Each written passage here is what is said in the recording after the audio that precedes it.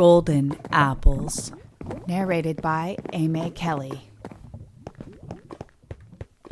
This is a story not only about the golden apples that Hercules brought to his cousin the king, but of other apples made of the same fairy metal.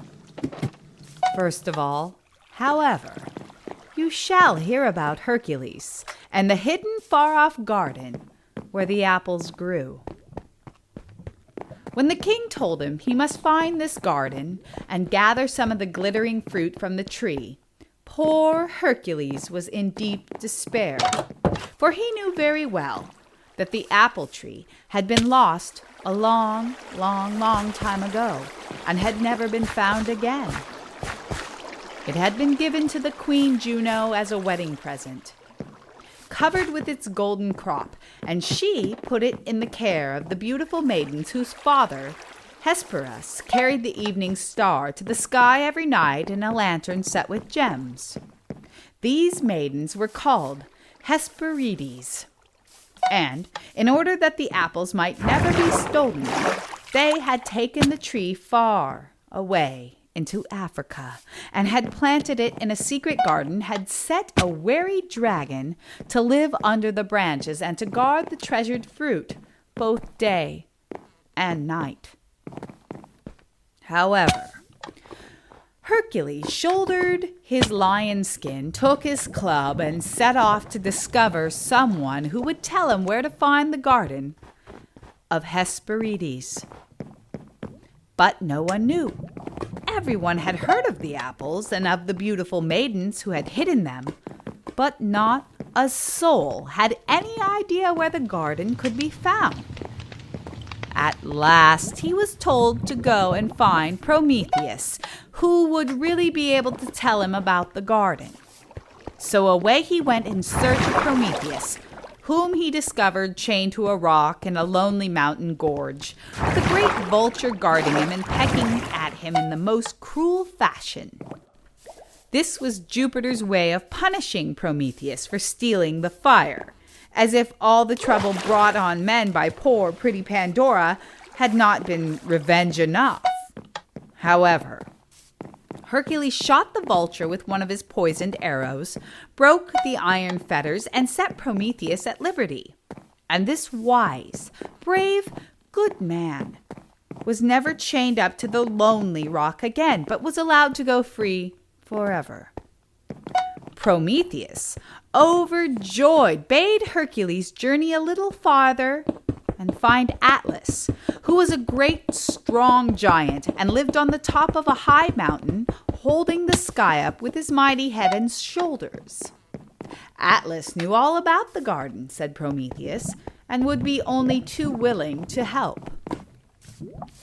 Very glad and proud at having freed the man who had stolen the fire from the shining palace, Hercules strode off yet again. And sure enough, after a few more adventures, he found Atlas on the top of the very mountain that Prometheus had described. Oh, what a weary, patient, bored old giant Atlas must have been. For centuries and centuries he stood up there in the snow, his head among the clouds and the stars. Some people, when they tell you the story of Atlas, will say that it was not the sky which he held up, but the world itself. However that may be, he certainly was so pleased to see Hercules that he told him in a minute all about the garden and the beautiful maidens and the wide-awake dragon that guarded the tree. And then Atlas said that if Hercules would be good enough to hold the sky up for him during his absence, he would go to the garden and bring back the apples himself. Oh, well, Hercules consented to this plan, and with wonderful ease, considering what a business it must have been, Atlas slipped the sky off his own shoulders onto the back of Hercules.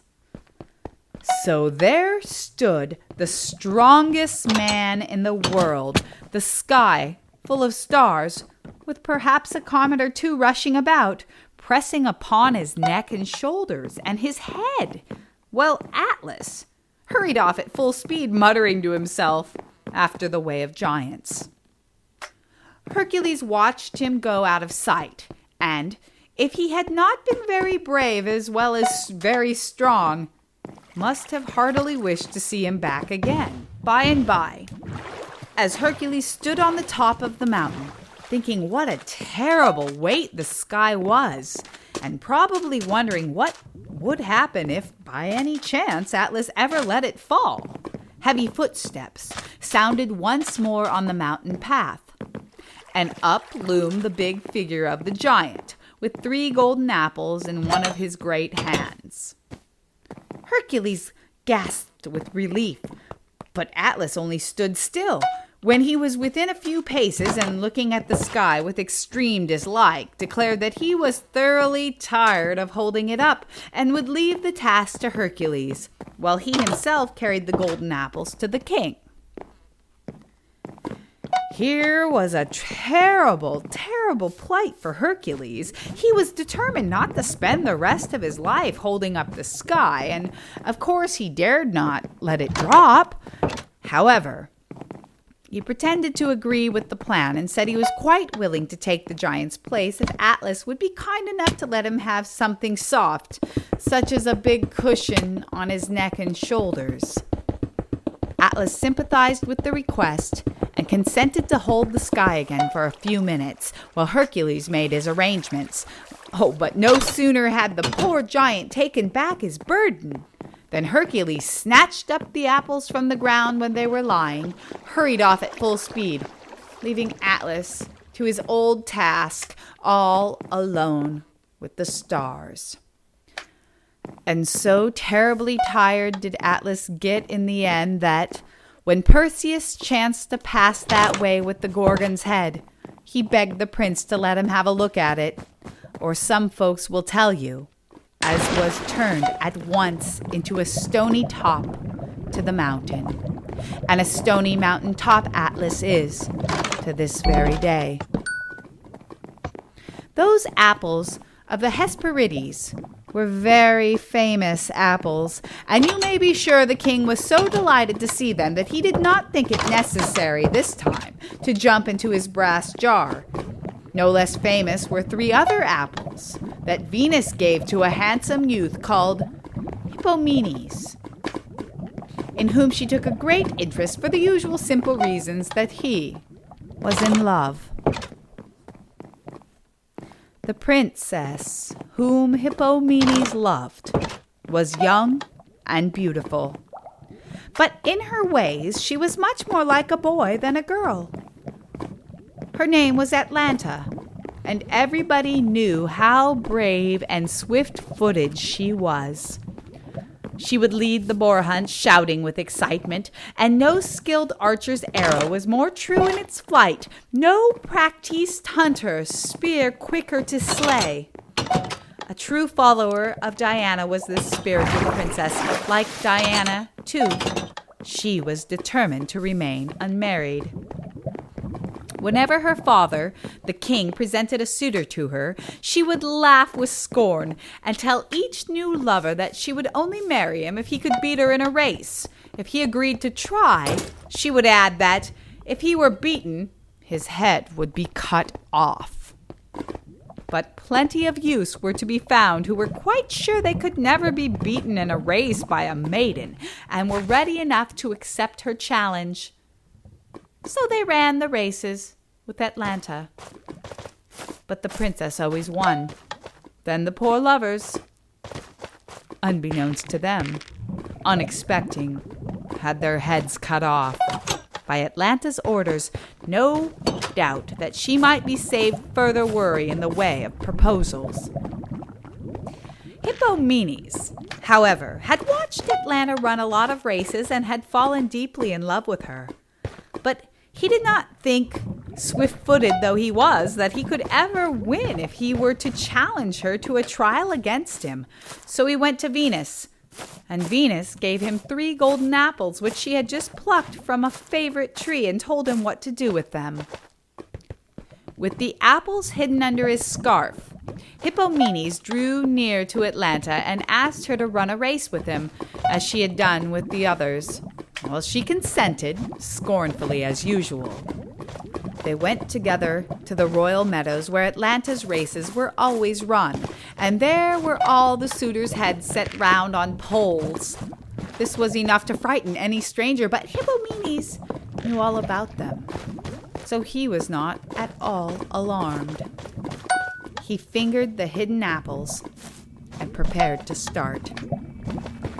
All the court had come to see the race, and when the signal was given, off went the beautiful long-limbed princess like the wind, her rosy feet treading down the flowers. Then, after running a little way, she pretended, as she often had done before, to allow her lover to overtake her.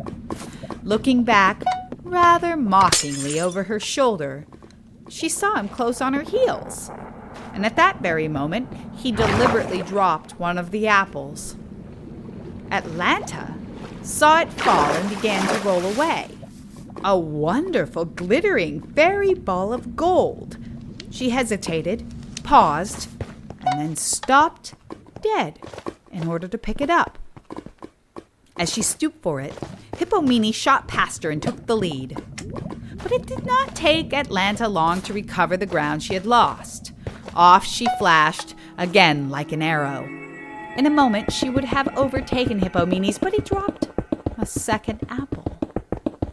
The beautiful thing rolled away among the meadow blossoms, and once more Atlanta checked her flying feet.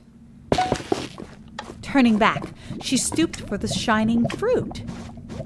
As she set her face again towards the goal, she saw that Hippomenes was much farther ahead than before. She had to put on all her speed to come up to him. But as they neared the winning post, down to the ground fell the third golden ball, seeming even more beautiful to the princess than the two she already carried. It was no use. She could not leave the apple behind. Trusting that her fleetness could still make up for the pause, she stooped yet again and lifted the apple from the ground. The next moment, a wave of shouts fell upon the air. Hippomenes had reached the winning post. The race and the prize were his. In that way, the boy-like princess was won by her lover and married him in fulfillment of the promise she had made.